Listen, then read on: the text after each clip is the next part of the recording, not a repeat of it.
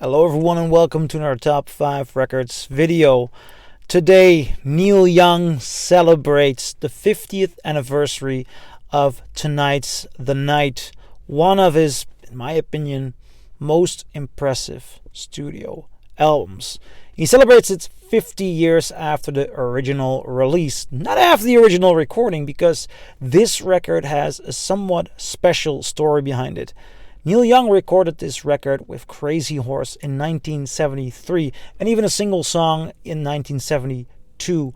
And this was a mythical session because the record was filled with mourning and struggles with the effects of drugs. Previously, before this session, Danny Whitten and Bruce Perry passed away.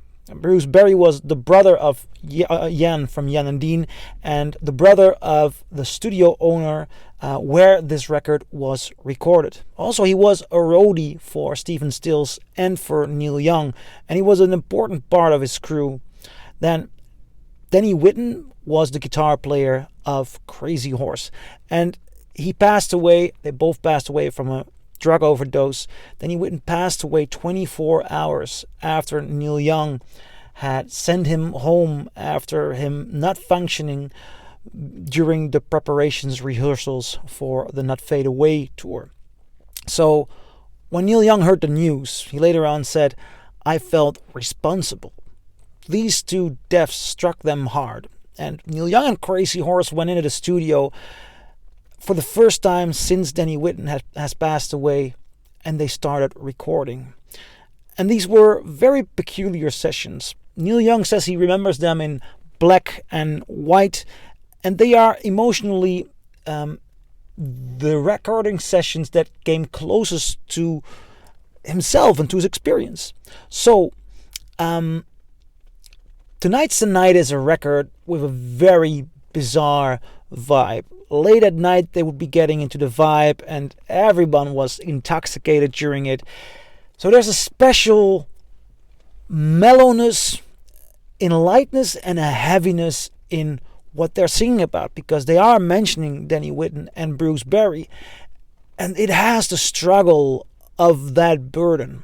Now, this is a record to celebrate because it's a masterpiece. It's truly unique, and I really love this album. But what to think of this 50th anniversary edition? Well, I've been given this a close listen. First disc on this 2-set of vinyl is the original record. But during the announcement by the Neil Young website and on all the websites, there is this bizarre lack of referring to what are we listening to. Is this a remaster? And why would this be a remaster? Because the record I have at home, I have two records at home. I have a first German pressing, which sounds very good. Then I have the 2015 Chris Bellman reissue from the 2014 mastering. And Chris Bellman did a stunning job. And Chris Bellman is one of the best mastering engineers out there.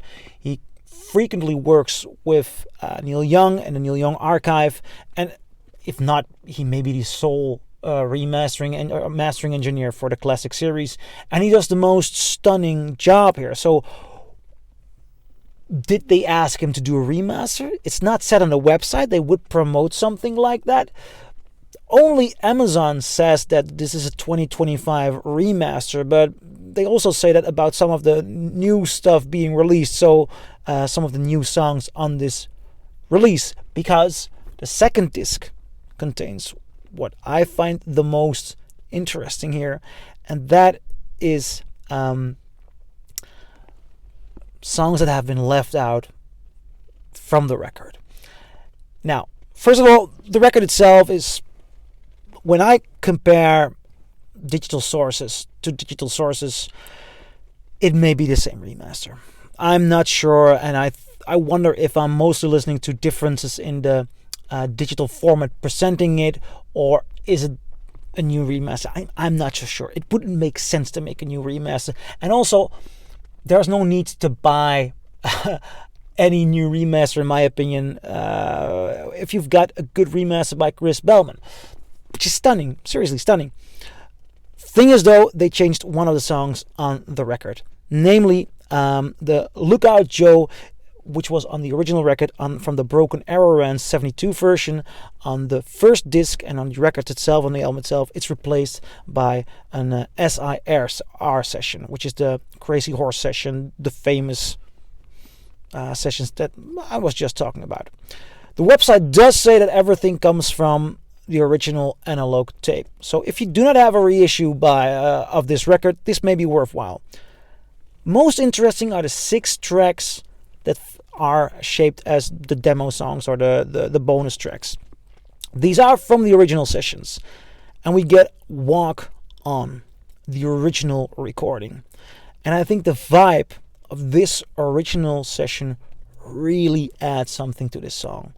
This is also online, the single release, and I've seen people respond to it, for example, on the Steve Huffman website by saying it's a beautiful train wreck, and I wouldn't even call it a train wreck. It perfectly fits with the narrative of this album. There's this tone of mourning, there's this tone of guilt and being taken over by something more powerful. I really dig this bonus track. Then the second song here, Wanderin', which has a beautiful vibe of a Western bar, like in a Western movie. There's a honky-tonking to it. Neil Young does sound pretty drunk here, and the way he is pronouncing the words. But the thing is, it fits so well with the tone of the song and the record, and it never becomes shameful or weird. It's just very fitting and sincere and part of the vibe. Also, the writing here is great. What a good song. Then we get to Everybody's Alone, a really good track. Beautiful songwriting. I love the playing together here. It has this great vibe.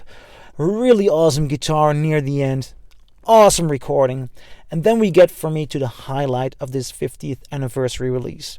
Raised on Robbery featuring Joni Mitchell. And this is the really exciting stuff. Neil Young has been trying to get Joni Mitchell to approve of this release for years and years. Now, this is the first time he released it. It's also on the Neil Young Archives Volume 2, I believe. But this is so upbeat, and it's a different side of Joni Mitchell. She has to adapt to a higher speed of playing and working, and this is so much more a rougher sounding environment than her usual style of control and sereneness. And her voice, the way she switches from high to low, it's so impressive. This is a beautiful addition to this release. Then we get to the 5th track, Speaking Out Jam. And this is for me the least interesting addition to this release. It's a rather messy jam that lacks vibe, control, or direction.